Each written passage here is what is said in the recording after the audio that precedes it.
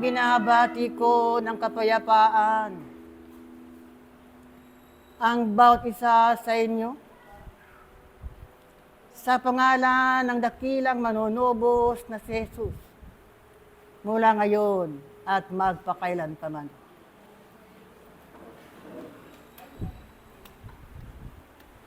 Kagalakan ng kaitasan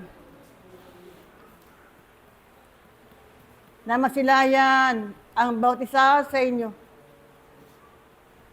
ang kasiglahan ng inyong pagtupad ng inyong mga tungkulin patungkol sa dakilang Panginoon. Aking mga iniibig na mga kapatid,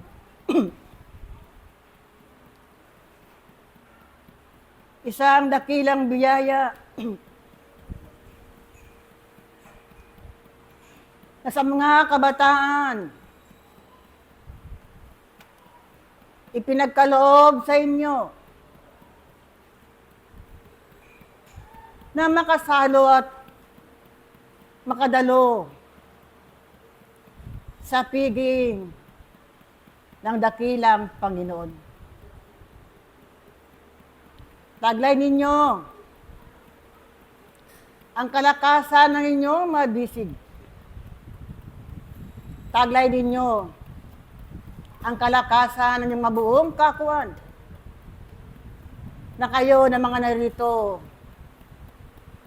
ang pagpapasalamat ng kaitasan sapagkat nagpapatuloy may bahagi ninyo ang salita ng dakilang Panginoon. Aking mga iniibig na mga kapatid, marami na kayong natutunan sa inyong pag-aaral sa loob ng patuloy ng diwa. Marami ng karunungan ang nakaimpok sa inyong mga lukbutan. Subalit, o aking mga iniibig na mga kapatid, ang wika ng dakilang Panginoon na nakatitik sa santong kasulatan, sinasabay ko at pinaparusahan ko ang aking mga iniibig. Kaya't magsikap ka at magsisi. Ano ang ipatid ng kaitasan sa bawat isa sa inyo, o aking mga iniibig na mga kapatid? Sapagkat ang mga salitang ito ay nagtataglay ng buhay, nagtataglay ng lakas, o aking mga iniibig na mga kapatid. At kayo na mga naririto sa mga sandaling ito,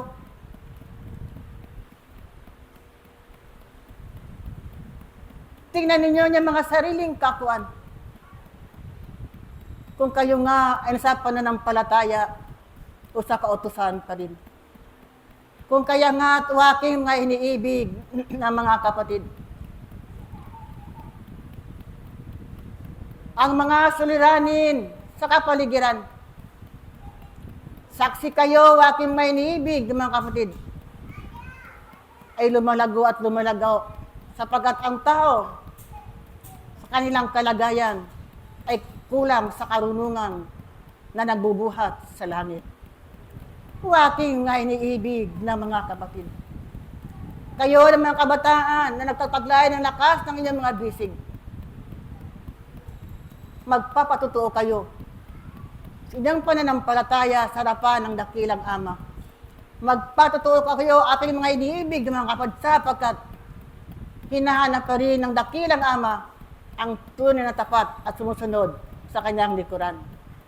O aking mga iniibig na mga kapatid, maraming hamon sa inyong mga buhay. Marami pang pagsubok ang dating sa inyong mga buhay, o aking mga iniibig na kapatid, sapagkat ang mundo, ang sanglibutan ito ay patuloy na nagbibigay ng pag-aaral at pag-aaral sa bawat isa sa inyo. Kung kaya nga, ang inyong panatili na maging mabuti sa harapan ng dakilang Ama, ang siya pa rin hinahanap o aking nga iniibig na mga kapatid. Tama ang wika ng marami.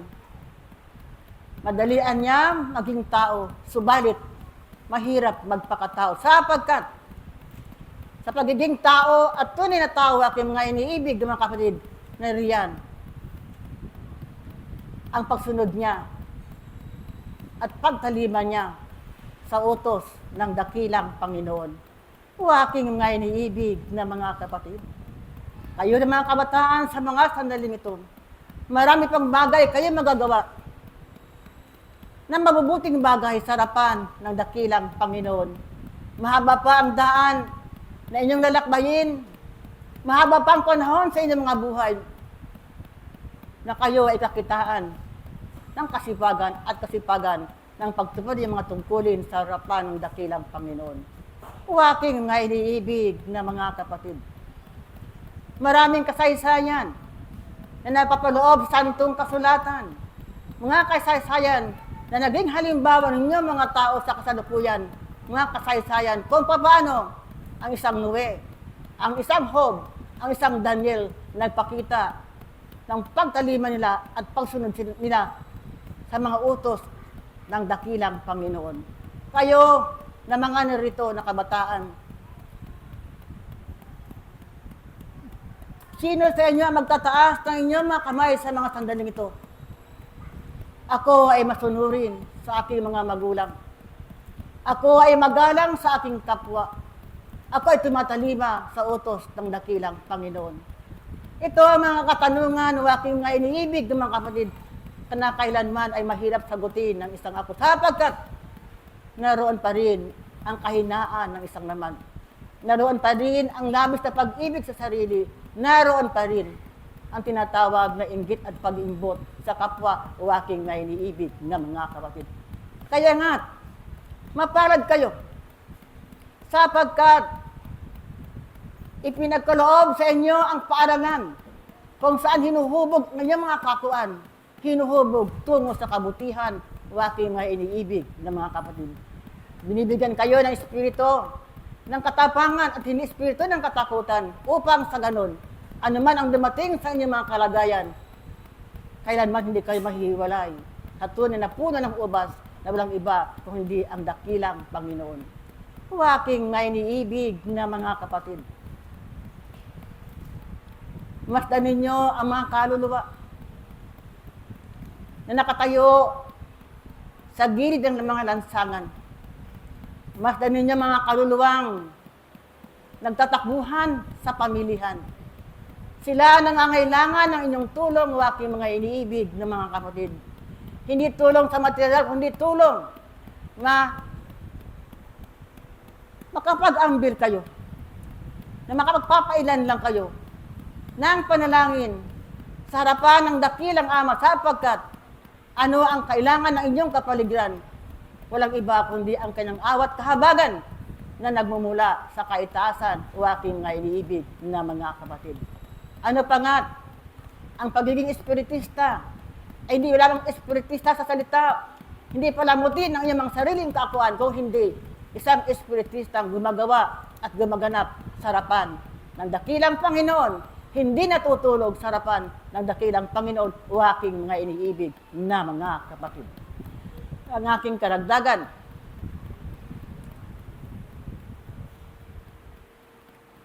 ang santong kasulatan.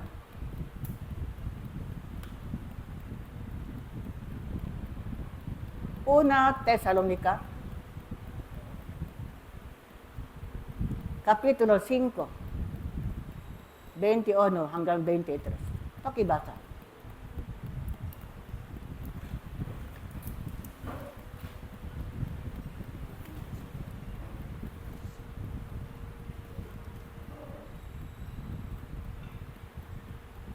Ang karagdagan po ay matatagpuan sa mga taga-Tesalonica sa unang Tesalonica, Kapitulo 5, versikulo ng 21 hanggang 23. 21. Subukin ninyo ang lahat ng mga bagay, ingatan ninyo ang mabuti, layuan ninyo ang bawat anyo ng masama, at makabanilin kayong lubos ng Diyos din ng kapayapaan. At ang inyong espiritu at kaluluwa at katawan ay ingatang buo na walang kapintasan sa pagparito ng ating Panginoong Hesus. Unawain ng aking mga iniibig na mga kapatid ang mga karagdagang magagandang balita. At kayo nakakaalam at nakakaunawa kung ano ang nakakalugod sa harapan ng dakilang Panginoon at kung ano ang nakakabuti sa ikaunlad ng inyong mga espiritu. Ang aking pamamaalam, 1 Corinto, Kapitulo 1, 1 hanggang 3. Pakibasa.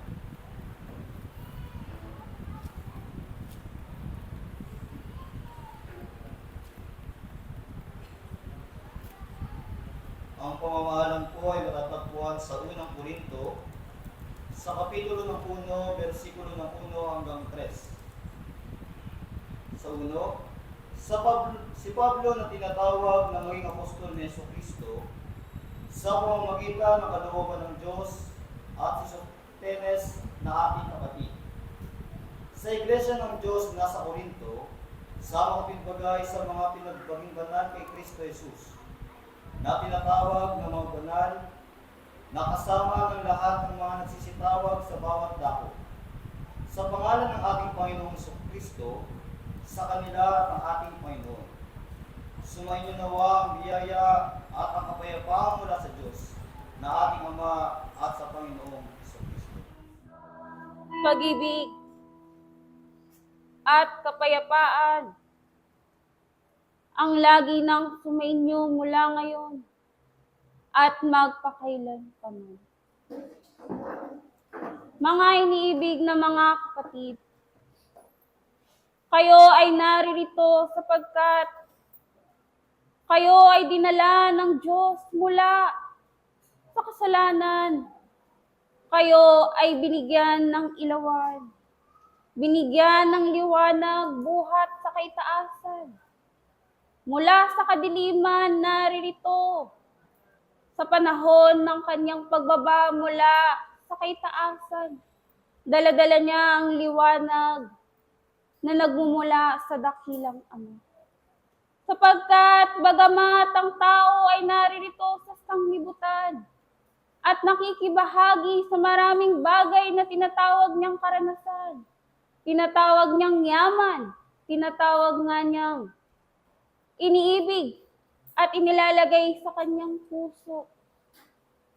Susuriin pa rin ng lahat at bawat isa ng kaitaasan ayon sa inyong mga paggawa. Ayon sa mga bagay na itinalaga sa inyo ng kaitaasan simula pa nung una. Na kayo mga iniibig na mga kapatid, huwag nga kayong masapat sa bahagi na mayroon na kayo at daladala ng inyong mga sarili. Bagkus sa kamusmusan ng inyong mga espiritu ay nasain nga ninyo at hanapin nga ninyo ang kaharian ng langit. Huwag nga kayong mapagod sa mga bagay na meron ng sanglibutang ito. Bagkus mapanatili ang lakas, ang ningas ng bawat ilawan na yan. Mapanatili ang biyaya ng kaitaasan na malinis, banal at walang kapintasan.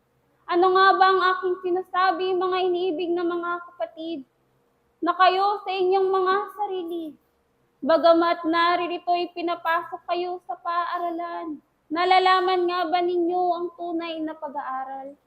Nalalaman nga ba ninyo ang karunungan ng dakilang Panginoon? Nasusunod nga ba ninyo ang kanyang kalooban? Nananatili nga ba kayo sa lilim at tunay na puno ng ubat? Sapagkat dito nga nasusubok ang lahat at bawat isa na ang inyong mga pananampalatay magiging matibay nga ba? Magkakaroon nga ba ng bunga ang bawat binhi na sa inyo ay pinagkaloob? Magkakaroon nga ba ng kabuluhan ng bawat pagkakatiwala ng Diyos sa inyong mga balikat? O babalik at tutulad din kayo sa marami na bagamat pinagkatiwalaan at binigyan ng biyaya, ay hindi nila napagtagumpayan sa kanilang mga sarili at hindi nila naibalik sa Diyos na malinis. banal at walang kapintasan. Ano nga ba ang aking sinasabi, mga iniibig na mga kapatid? Na kayo sa inyong mga sarili, una nga ninyong kilalanin ang inyong mga ako, ang iyong tunay na ako na tinatawag na Espiritu. Sapagkat buhat pa nung una, na sa inyo ay pinagkaloob, na sa inyo ay binigay ng kaitaasan. Ano na nga bang kalagayan ng inyong mga espiritu? Naaalala nga ba ninyo kung saan kayo nagsimula? Lalo't higit, lalo nga ba ninyong naaalala kung saan kayo babalik? Sapagkat maraming ang pag-aaral na inihahandog sa lahat at bawat isa. Maraming ang karunungan at lalo't higit biyaya, tulad din ng biyaya ng sanglibutang ito. Ngunit ano nga ba ang makakapanatili? Ano nga ba ang magbibigay sa inyo ng tulong at tunay na kapayapaan? Ano nga ba ang sa inyo ay magkakaloob ng buhay na walang hanggan? Anong uri ng karunungan ang daladala ng bawat isa? Anong uri nga ng ilawan? Lalo't higit, anong uri ng liwanag na nasa inyo ang ibinibigay ng kaitaasan? Papaano nga ninyo ito malilinang, mga iniibig na mga kapatid? Papaano nga ninyo malilinis ang inyong mga sarili upang maging karapat-dapat sa dambana ng dakilang Panginoon? Sapagkat wala nang ang ibang tunay na alay na inihahandog simula pa nung una hanggang ngayon at sa magpakailan pa man, kundi ang inyong mga sarili. At kung kinakikitaan nga kayo ng karumihan, kung kinakikitaan nga kayo ng mga bagay na natipon ninyo dito sa sanglibutan, ano nga ba ang inyong tungkulin?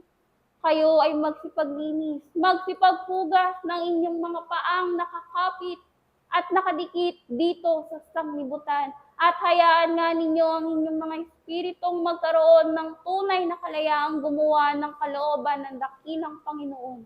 Magkaroon ng tunay na kasiyahan at kaligayahan, ng tunay na kapayapaan. Bagamat naririto nga ang lahat at bawat isa, ay nakukubli ang lahat at bawat isa sa kadiliman. Nakukubli sa mga bagay na nagtatakip sa kanya upang siya ay makarating at makalakad sa daan ng dakilang Panginoon. Magtulungan nga kayo, mga iniibig na mga kapatid, sapagkat sino nga ba ang magpapanalangin sa lahat at bawat isa, kundi kayo rin.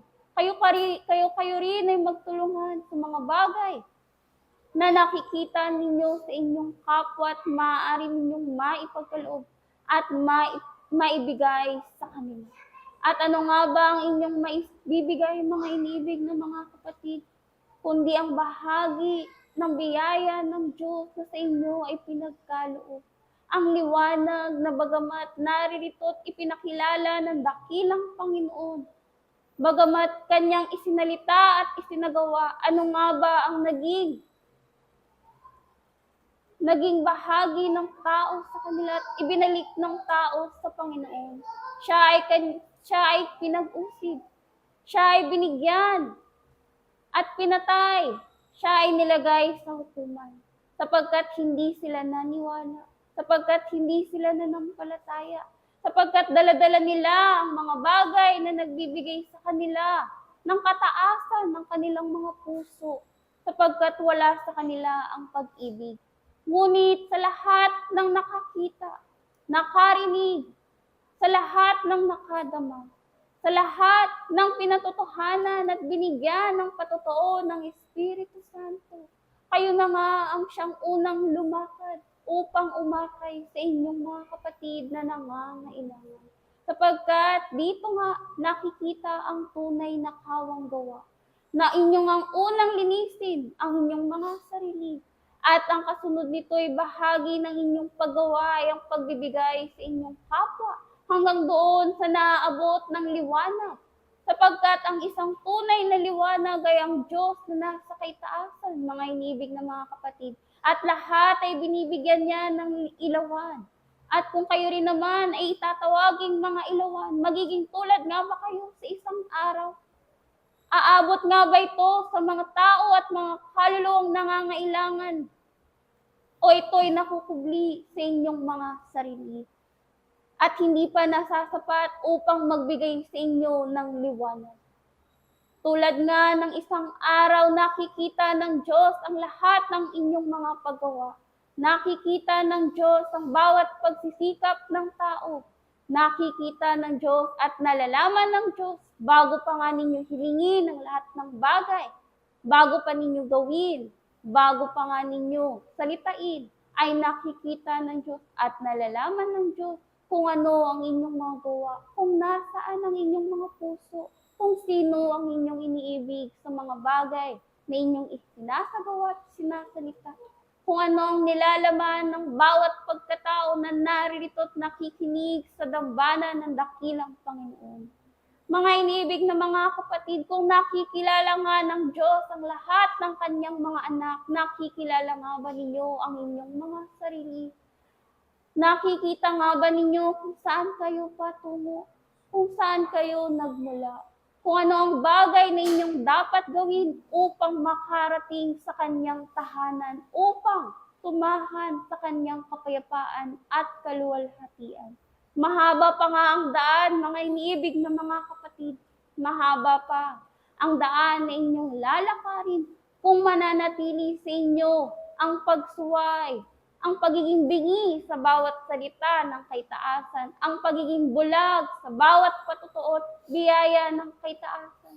Kung mananatili nga kayong pilay, ay magiging mahaba nga ang pag-aaral ayon sa Espiritu.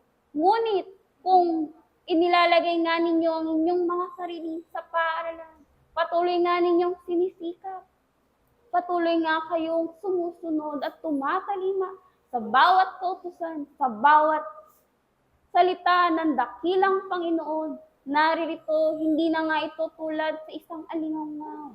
Bagkus ito na ang inyong susundin, gabay sa bawat naliligaw ng landas, gabay sa bawat naghahanap ng kanyang patutunguhan, sa bawat naghahanap sa dakilang Panginoon. Sapagkat naririto mga inibig ng mga kapatid, hindi naman inilihim ng Diyos ang kanyang salita, ang kanyang kaharian, bagkus binubuksan sa lahat at bawat isa. Ngunit bakit nga ba ang lahat ay paulit-ulit na isinisilang dito sa sanglibutan?